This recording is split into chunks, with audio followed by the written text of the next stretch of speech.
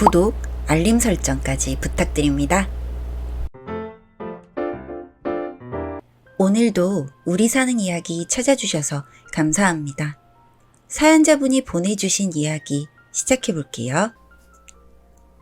안녕하세요. 30대 초반의 평범한 남자입니다. 정말 살면서 이런 일이 어떻게 제게 일어났을까 생각이 들 정도로 기가 막히고 말도 안 되는 일을 겪게 되어서 이렇게 글을 쓰게 되었습니다. 저는 대학을 졸업하고 작은 식품회사에서 첫 사회생활을 시작하게 되었는데 그곳에서 지금의 아내를 처음 만나게 되었습니다. 지금도 똑같지만 아내는 외모가 상당히 예뻤습니다. 그래서 그 회사를 다닐 때 젊은 남자 직원 중에 아내에게 호감을 갖지 않은 남자가 없을 정도로 굉장히 인기가 많은 사람이었습니다. 저 또한 아내의 미모에 반해 계속 아내 주위를 맴돌면서 호감을 표시하고 몇 년을 쫓아다닌 끝에 결국 연인 사이가 되었습니다. 그리고 사귀게 된 이유로 알게 된 사실이지만 남자친구를 사귀게 된 것이 제가 처음이었습니다. 많이 예쁜 외모에 성격까지 시원시원해서 주위에 남자가 끊이지 않았을 것 같은 이미지와는 다르게 아내는 다가오는 남자들에게 굉장히 차갑게 철벽을 쳤다고 합니다. 그래서 지금까지 한 번도 남자친구를 사귄 적이 없었다고 했는데 그 사실을 알고는 제가 굉장히 대단한 사람이 된 것 같아 뿌듯하고 상당히 행복했었습니다. 그러고 6개월이 지나 저희는 결혼을 하게 되었습니다. 연애 기간이 상당히 짧았고 첫 연애라는 아내는 저와 연애를 시작하자마자 결혼 이야기를 꺼냈습니다. 저 또한 이렇게 예쁜 여자가 결혼 이야기를 꺼내는데 마다할 이유가 없었고 사귀고 얼마 지나지 않아 상견례를 하고 부모님의 도움으로 작은 신혼집을 얻어 결혼을 하게 되었습니다. 그렇게 처가와 인연을 맺으면서 아내의 집에 대해서도 조금 알게 되었는데 요즘 시대 가정과는 다르게 조금은 유교적인 집안 분위기에 당황했었습니다. 아내에게는 남동생이 하나 있었는데 눈에 띄게 아내와 남동생을 차별하시는 처가 어른들을 보고 이런 가정에서 자라서 빨리 결혼을 해서 독립을 하고 싶어 했구나 라고 이른 결혼에 대한 지레 짐작을 했었습니다. 아무튼 결혼 준비부터 결혼식장에 입장하기까지 일사천리로 일이 진행되었고 이내 신혼생활을 시작하게 되었습니다. 행복하기만 한 결혼생활을 기대했지만 제 마음에 걸리는 일이 몇 가지 있었습니다. 먼저 아내가 저와의 잠자리를 거부할 뿐만 아니라 같은 침대에서 잠을 자려고도 하지 않았습니다. 부부라면 같은 침대에서 한 이불을 덮고 자는 게 당연하고 또한 잠자리를 갖는 게 당연한 이치인데 아내는 제게 연애를 시작하고부터 포옹이나 팔짱 같은 사소한 스킨십을 제외하고는 제 곁에 오지 않았습니다. 결혼 전에는 연애 기간이 워낙 짧았으니 그러려니 넘어갔는데 결혼식까지 올린 마당에 절 피한다는 게 이상하다 생각했습니다. 또 하나, 아내와 처남이 같이 어떤 일을 하는지 모르겠는데 지나치게 왕래가 잦았습니다. 저 또한 결혼 생활을 시작하면서 처가 식구들과 가깝게 잘 지내보고 싶은 마음에 신혼집에 수시로 찾아오는 처남이 싫지 않았고 오히려 같은 남자니까 서로 가깝게 지내면 취미생활도 같이 하고 친구처럼 지낼 수도 있겠다 싶어서 반겼지만 집에 찾아오는 것도 하루 이틀이지 평일이고 주말이고 시도 때도 없이 가리지 않고 찾아오면서 심지어 자고 가기까지 하는 처남이 점점 이해가 되지 않았습니다. 그리고 아내와 처남 둘이서 어딜 그렇게 돌아다니는지 주말에는 볼 일이 있다면서 둘만 나가버리고 저 혼자 집에 남겨지기 일쑤였습니다.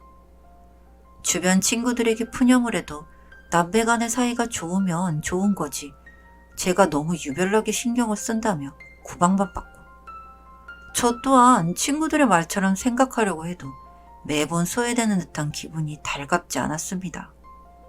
그렇게 서운한 감정들이 쌓여 아내와 결혼 후 처음으로 다투게 되었는데 결혼 생활을 하면서 오히려 연애 시절보다 더 외로운 것 같다.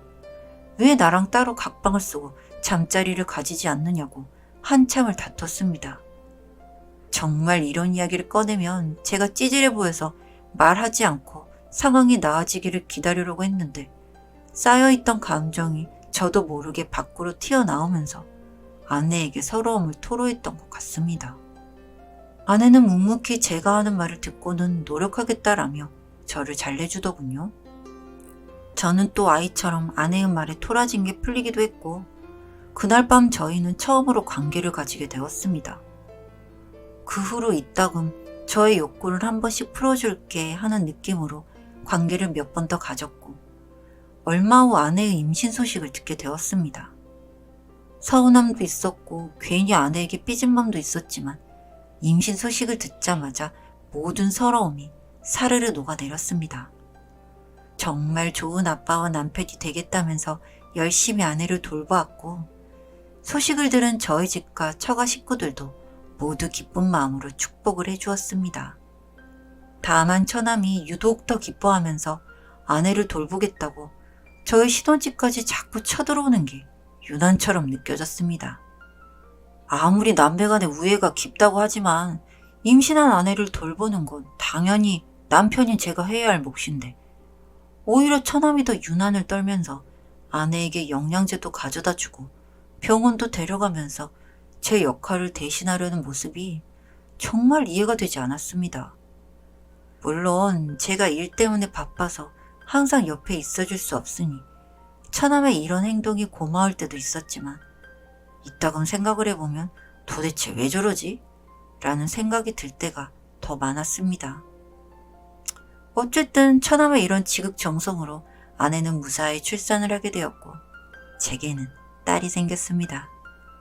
딸아이가 생겼다는 기쁨도 잠시 다시금 처남의 간섭이 시작되었는데 아이가 지낼 방부터 사소한 육아용품까지 모두 하나하나 확인을 해보고 가격이 저렴한 거나 좀 더 좋은 제품이 있다고 하면 왜 이런 쓰레기를 사왔냐고 당장 바꾸라고 이름장을 놓질 않나. 심지어 아이 이름까지 외삼촌인 자기가 짓겠다고 혼자 이름 몇 개를 받아와서는 처가 식구들에게 말을 하지를 않나.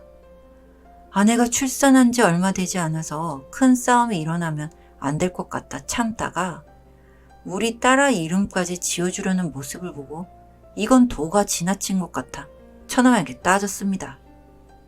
아내에게 잘해주고 조카를 예뻐하는 마음은 알겠지만 이건 선을 넘은 것 같다고. 아이 아빠인 내가 알아서 할 문제이니 더 이상 간섭하지 않았으면 좋겠다고 이야기를 꺼냈습니다. 알아듣기 좋게 이야기를 꺼냈기에 금방 수긍을 할 거라 생각하고 한 말이지만 처남은 도리어 제게 화를 내었습니다. 우리 집 식구가 태어난 것이고 따라서 매형의 딸이기 전에 제 딸이기도 하다면서 좋은 거 해주고 싶은 마음을 그런 식으로 폄하하지 말라고 화를 냈습니다. 전 어처구니가 없어서 어떻게 우리 아이가 처남 딸이냐. 분간을 못하는 것 같은데 선을 지켜라는 식으로 이야기를 하니 처남이 더 흥분해서 왜 내 딸이 아니냐며 우리 누나가 낳았으니 내 딸이기도 하다며 말도 안 되는 소리를 짓거렸습니다. 수습이 안 되겠다 싶어 아내에게 이 사실을 알렸더니 도리어 제게 처남한테 왜 그러냐고 화를 내었습니다. 순간 저만 중간에서 바보가 된 느낌이었고 이 둘 사이에서는 저만 정상이 아닌 것 같아 처갓집을 찾아갔습니다. 처남과 아내가 이런 행동들을 하는데 장인어른께서 말씀을 좀 해달라고 방문한 처갓집이었는데 저는 처갓집에서 말도 안 되는 편지를 발견하게 되었습니다. 처가 어른들과 이야기를 잘 나누고 잠시 아내가 지낸 방을 둘러보다가 처남이 아내에게 쓴 편지를 우연히 찾게 되었는데 내용을 읽고는 저는 너무 충격적인 내용이라 어떻게 이 상황을 이해해야 할지 어려웠습니다. 편지가 여러 장이었는데 그중 하나의 편지에는 우린 왜 남매로 묶여버린 걸까? 난 너랑 결혼해서 아이도 낳고 예쁘게 살고 싶은데 정말 모든 게 원망스럽다 라는 내용이 적혀 있었습니다. 아니 도대체 이게 무슨 상황인 건지 편지를 들고 장모님께 설명을 해보라며 보여드렸는데 장모님께서도 많이 놀란 눈치였습니다. 이내 말씀하시기를 사실 처남은 입양하라고 합니다. 유교적인 가풍이 있는 집이라 아들을 낳지 못해서 정말 힘드셨다고 하는데 아내가 고등학교 입학할 무렵 결국 남자아이를 입양하게 되었다고 합니다. 이후로 서로 잘 지내서 아무런 문제가 없다고 생각했는데 서로 이런 사이일 줄은 꿈에도 몰랐다고 하네요. 곧바로 아내에게 전화를 걸어 제가 보고 들은 이야기를 했습니다. 수학이 넘어 당황해하는 아내의 모습이 그려졌습니다. 지금 처갓집에 와 있으니 당신도 처남과 같이 처가로 넘어오라고 이야기를 하곤 전화를 끊었습니다. 그 둘을 기다리는 시간 동안 제게는 지옥이었습니다. 말도 안 되는 일이 제 눈앞에서 벌어지니 손이 부들부들 떨리고 혹시 이상한 사이가 맞다면 우리 딸아이는 과연 내 아이가 맞을까 하는 생각까지 오만 생각이 다 들더군요. 얼마 후 아내와 처남이 동시에 들어왔고 자초지종을 듣게 되었습니다.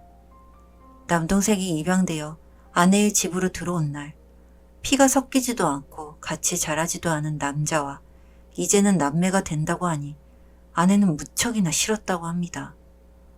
이후에 고등학교도 기숙사가 있는 곳으로 진학해서 서로 간 왕래가 전혀 없었고 그렇게 대학에 입학할 때 다시 집으로 돌아오게 되었는데 이미 성인이 된 둘은 남매이지만 그런 것과는 별개로 이성적인 호감이 생겼다고 합니다.